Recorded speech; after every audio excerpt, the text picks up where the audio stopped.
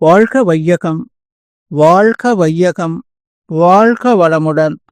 அருளாசன் அருள் தந்தை வேதாத்ரி மகரிஷி அவர்களும் ஒட்டுமொத்த மகான்களும் இறைநிலையும் என்னுள் சூக்குமமாக எழுந்தருளி இன்றைய நாள்காட்டி வரிகளுக்கான கவிவரிகளையும் அதற்கான விளக்கத்தையும் சிறப்பிக்க வேண்டுமாய் சங்கல்பம் மேற்கொள்கிறேன்.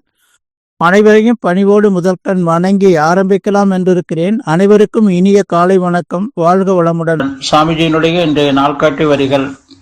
அறிவின் இருப்பிடம், இயல்பு, இயக்கம் அறிந்து ஒழுகுவோர் அறிஞர்கள் ஆவார் என்று சாமிஜி நமக்கு இந்த நாள்காட்டி வரிகள் கொடுத்திருக்காங்க. இதற்கான கவிதை வரிகள். அறிவு தன் தேவை, பழக்கம், சந்தர்ப்பம், அமைப்போக்க அருகுணங்களாகி அறிவு உடலளவில் உணர்ச்சி வயப்பட்டு ஆற்றும் அச்செயல்களின் விளைவே உலகில் உள்ளோர் அறியாதோர் அறிவுடையோர் அடையும் துன்பம். அருகுணங்கள் தோற்றம் இயல்பறிந்து மாற்ற அறிவுக்கு அகநோக்கு பயிற்சி தேவை. அவ்வுயர்ந்த பயிற்சி பெற்று அமைதி கொள்வீர் என்று ஒரு பாடலும் சொல்லியிருக்காங்க. இன்னொரு பாடல்ல தேவையே விருப்பமாய் பழக்கத்தில் ஆசையாம் தேவை முடித்திரு தடையானால் சிரமாகும் தேவைப்பொருள் தனக்கே என்னால் கடும்பற்றாம் தேவையாம் பெண் நட்பே போகமாம் தேவையால் எழும் சினம் இருப்பில் வைத்தால் வஞ்சம் தேவையே அருகுணம் தோன்றிடும் மிகுந்திடும் தேவையும் பொருளும் அறிவும் சமம் கொள்வோம் என்று சாமிஜி நமக்கு இந்த 2 பாடல் கொடுத்திருக்கிறாங்க. படுநூறால் சொல்லுவாங்க, காம குரோத லோப மோக மத ஆச்சரியம் என்று.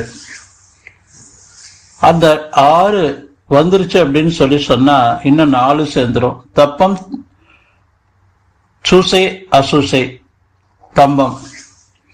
இந்த 10 ஒவ்வொரு மனிதனிடமும் இருந்தது அப்படின்னு சொல்லி சொன்னா அதுதான் பொய், கொலை, களவு, சூது, பாலொழுக்க தவறு என்ற 5 பெரும் பழி செயல்களாக விளையும்.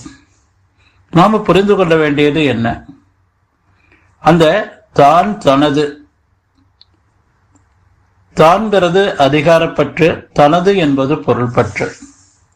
இந்த தான் தனது அதிகாரப்பற்று பொருள்பற்று ஒரு மனிதனம் இருந்தது அப்படின்னு சொல்லி சொன்னா அது தூய தமிழ்ல சாமி சொல்லுவாங்க, பேராசை, சினம், கடும்பற்று, முறையற்ற பால் கவர்ச்சி, உயர்வு தாழ்வு மனப்பான்மை, வஞ்சம் என்ற 6 குணங்களாக அது உருவெடுக்கும்.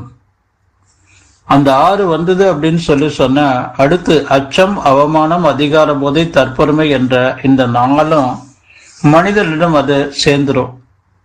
இது போல நாம வாழக்கூடிய அந்த வாழ்க்கை என்பது உணர்ச்சி நிலை வாழ்க்கை. இந்த உணர்ச்சி நிலை வாழ்க்கையில தனக்கும் பிறருக்கும் துன்பத்தை விளைவித்துக் கொண்டு வாழக்கூடிய அந்த ஒரு நிலை தான் ஒவ்வொரு தனி மனிதருக்கும் இருக்கும்.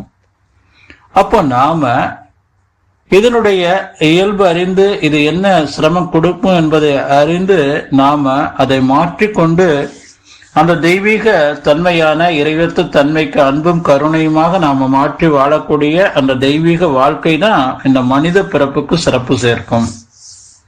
இந்த உணர்ச்சி நிலையை நாம முழுமை நிலையாக மாற்றி வாழணும்.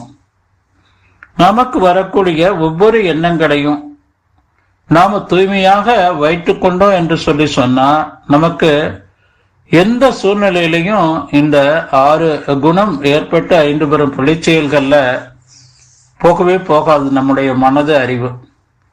நாம ஒவ்வொரு மைக்ரோ செகண்டும் என்ன தூய்மையாக வைத்துக்கொண்டு வாழும்போது பேராசை இருக்காது, சினம் இருக்காது, கவலை இருக்காது. அந்த நான் யார் என்ற அந்த உணர்வு நமக்குள்ள குடிகொண்டிருக்கும். இந்த நிலையில சாமிஜி நமக்கு கொடுத்திருக்கிறது தான் அந்த அகத்தாய்வுல எண்ணம் ஆராய்தல், ஆசை சீரமைத்தல், சினம் தவிர்த்தல், கவலை ஒழித்தல் என்ற 4 நமக்கு தற்சோதனைகள் கொடுத்திருக்கிறாங்க. அந்த 4 தற்சோதனைகள் மூலமாக நாம தேவையற்ற எண்ணம் நமக்குள்ள வந்தாலும் அது பேராசையாக உருவெடுக்கும். அந்த பேராசை நமக்கு சினமாக மாறும். சினம்தான் செல்லாத விடத்து ஏற்படக்கூடிய ஒரு கவலை மனக்கவலையாக மாறும். இந்த உணர்ச்சி நிலை வாழ்க்கையை நாம தற்சோதனை செய்து கொண்டு பேராசையை நாம நிறை மனமாக மாற்றி வாழணும். அதுதான் முழுமை நிலை. சினம் சகிப்புத்தன்மையாக மாற்றிக்கொண்டு வாழணும். கடும்பற்று, நாம இந்த பூமியில பிறந்திருக்கிறோம். பிறந்தது நமக்கு தெரியாது, மரணிக்கிற காலமும் நமக்கு தெரியாது. இடைப்பட்ட வாழ்க்கையில கிடைக்கக்கூடிய அத்தனையும் நாம இங்கேதான் கிடைக்குது சமுதாயத்தால. நாம இதை விட்டுட்டு தான் போக முடியும் என்ற அந்த ஒரு உயர்ந்த நோக்கத்துல ஈகையை அவ்வப்போது செய்து கொண்டே இருக்கணும். முறையற்ற பால் கவர்ச்சியை கற்பு நெறியாக மாற்றிக்கொள்ளணும். உயர்வுதாழ் மனப்பான்மை சமநோக்காகவும், வஞ்சத்தை மன்னிப்பாகவும், அச்சம் இந்த 6 குணத்தால விளையிற அச்சத்தை துணிவாக மாற்றிக்கொள்ளணும். அவமானத்தை நீக்கி நாம அலட்சியப்படுத்தி வாழ பழகி கொள்ளணும். அதிகார போதைய அனைத்து இறைநிலையில தோற்றம் என்ற அந்த பேருண்மையை நாம மனதில் நிறுத்தி வாழணுங்க. தற்பெருமை, எல்லா புகழும் இறைவனுக்கு என்ற அந்த ஒரு உயர்ந்த ஒரு எண்ணத்தை நம்ம மனதுக்குள்ள குடிகொண்டு வாழணும் என்று சொல்லி நன்றியோடு நிறைவு செய்து கொண்ட இன்றைய சிந்தனையை வாழ்க வளமுடன், வாழ்க வளமுடன், வாழ்க வளமுடன்.